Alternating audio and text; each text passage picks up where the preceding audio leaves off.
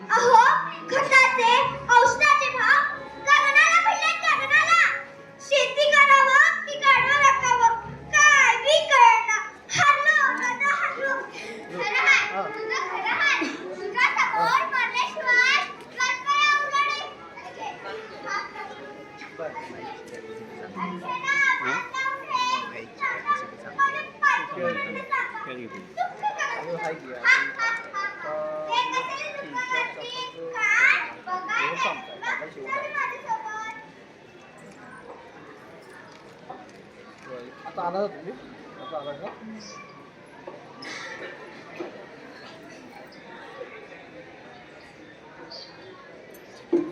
कुठं गेला असेल पोरगा ग बाई.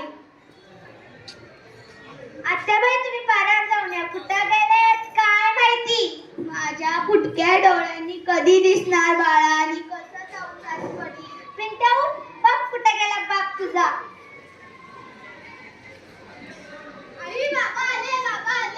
जा तू अभ्यास कर जा. सकाळपासून नुसता घोर लावून टाकला. ह्या घरात 2 म्हातारी माणसं आहेत. त्याचा तरी विचार करायचं ना.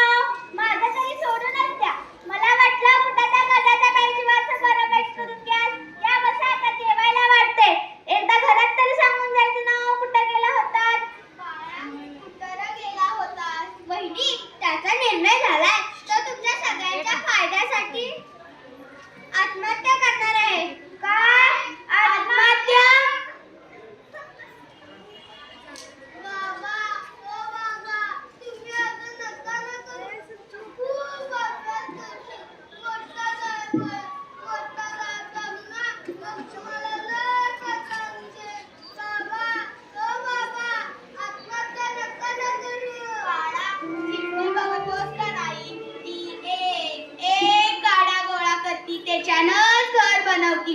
मग वादळ येतं सगळं जुडून जातं. ती घाबरत नाही परत घर बनवती. ती आत्महत्या नाही करायची बाळा. आत्महत्या नाही करायची.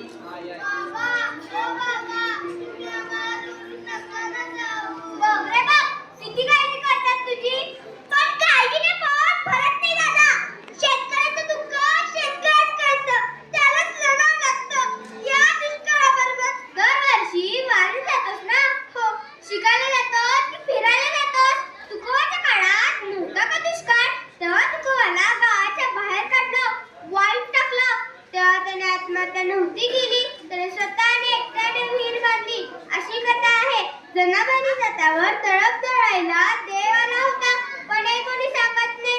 काम करण्याच्या पाठीशी देव उभा असतो हे लक्षात ठेव. ही कोण आहेस तू. देवा देवा मी चुकलो म्हणून तुम्हाला भेटायला आलात. देवा मी चुकलो.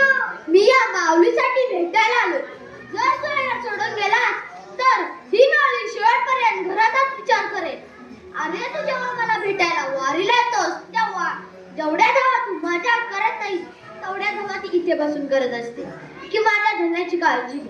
म्हणजे एवढ्या शेतकऱ्यांनी आत्महत्या केल्या, पण त्यांच्या बायकांनी आत्महत्या केल्याची एक तरी घटना आहे का? कारण तिला काळजी आहे सगळ्या